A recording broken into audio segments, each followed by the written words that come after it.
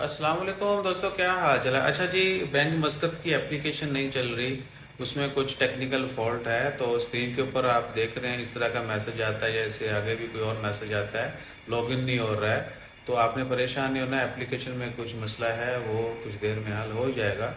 बाकी अगर किसी के पास चल रही है एप्लीकेशन तो ज़रूर बताइएगा। अगर आप प्रॉब्लम फेस कर रहे हैं तो आपने एप्लीकेशन को जो है ना डिलीट विलीट नहीं करना, दोबारा इंस्टॉल ये वो कुछ नहीं कीजिएगा।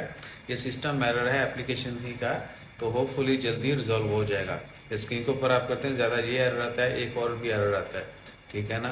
बाकी अल्लाह ताला खैर रखे, अपना ख्याल रखा करो। तो ऑनलाइन ट्रांजैक्शन करते हैं ना, थोड़ा ख्याल रखा करें, गलत अकाउंट जो है ना वो चले जाए पैसे तो फिर बड़ी। और दूसरा ये भी कि जो स्कैम होते हैं, आपको पैसे जो है ना कोई सेंड करता है, जो गलती ना थानू ट्रांसफ़र हो गया वापस करो, ये है वो है, एंगेज कर लेते हैं।